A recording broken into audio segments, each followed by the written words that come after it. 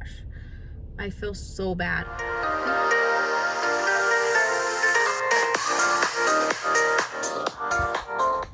Last week we had an incident with Missy. We were fooling around. She was saying coronavirus and she was walking crazy, and my daughter was doing the splits on the floor, and they were just acting silly. And my back was, we were going to do TikTok videos together, and my back was facing her. I was looking at my daughter and her friend on the couch, and I just heard a big boom. I turned around and she's like getting up from the floor, and I looked at her like, what are you doing? She's silly.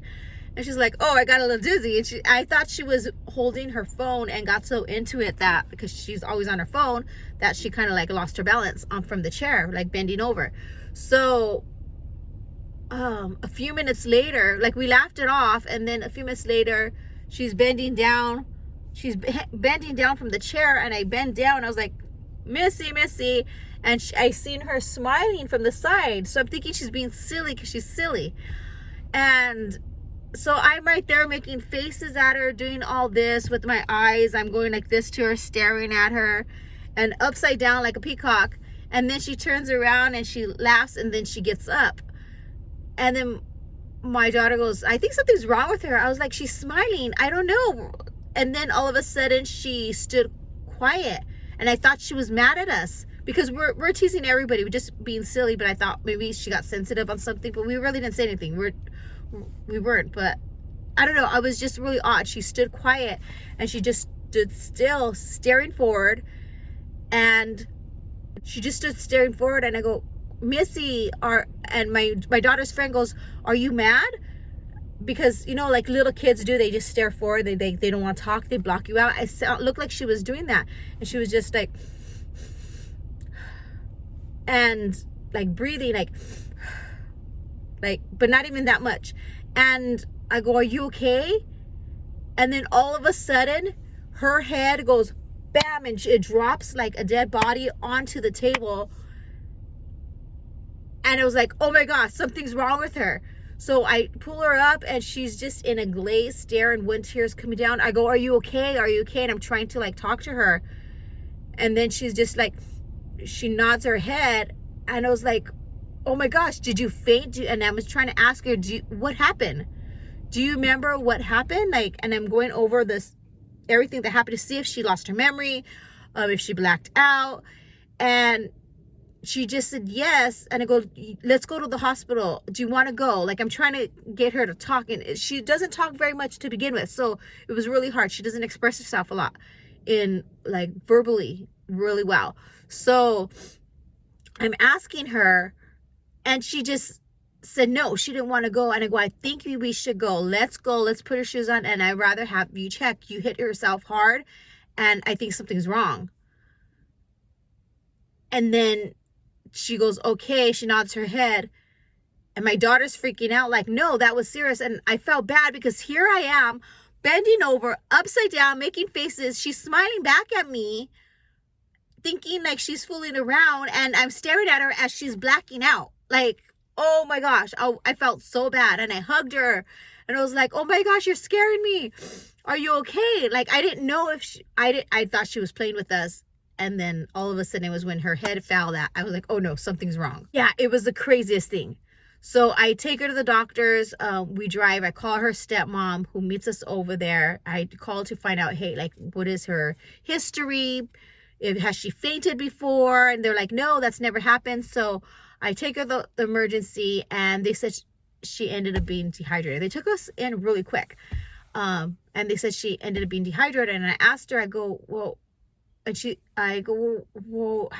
you been drinking water? Like, all we have at my house is water, sparkling water, like different flavors water. Like, there's really nothing. I think there's a soda there, but I used it when I was cooking because I made something and I had to pour soda in it. So there was that left over, but I remember they left the top open, so it was totally flat.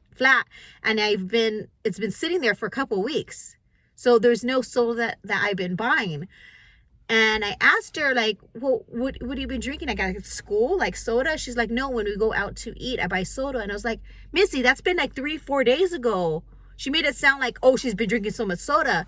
I go, that was like 3-4 days ago. So you haven't been drinking anything since then till now? And she's 16 years old. So when they're at school, like I have water and there's bottles of water in her room that it looks like she's drinking some. And it seems like she just hasn't been drinking water. So she was dehydrated. So now she's scared and she's drinking her water. They had to give her fluids. So they gave her an IV and she's fine now. But now she's drinking her water. We're making sure like she drinks water. So that was our little scare experience.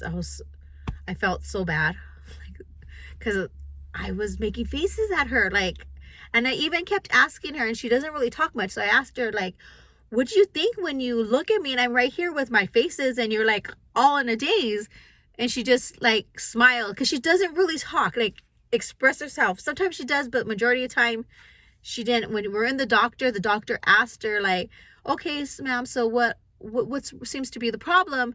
And she just stared at him and she wouldn't answer, and she just looked up at the sky. And I asked her, like, do you want me to explain to the doctor? And she nodded her head. But she closes down like with people. So the next day when she was on her way to school, I had to tell her, like, look, I'm going to a funeral, so I won't be around. You're going to school. If something like this happens, you need to communicate, because you need to be able to express, this hurts. I blacked out, or whatever the situation is. You need to be able to explain to somebody, because all you're doing is putting yourself into danger. They're not going to know how to help you. So as hard as it is, when it's a situation like that, you need to try to find it in you to be able to communicate with people. Find even little words that will tell them something, because all you're doing is putting yourself in danger. So she just looked at me. I think she, like, I don't know, hopefully she got it. Like, I hear her in the room, she's talking to her friends, she's yakking, laughing, so she can communicate, but she shuts down right away with people. But for situations like that, I really had to tell her, like, you have to talk, because if people don't know you or know the situation, they don't know how to help you. So that was our scare last week. Luckily, the hospital, we were only in there, we got there at 11:30, and we got there about 9:30, 10, and we were out by 12, not even 12:30. So it was really quick. I thought because of everything that's going on, we were going to be there forever, but no, it wasn't. So, all right, guys, I just wanted to quickly give you an update on that little scenario, and how things are going. Let me know in the comments below how your experience with this whole coronavirus thing has affected you, because I know it has.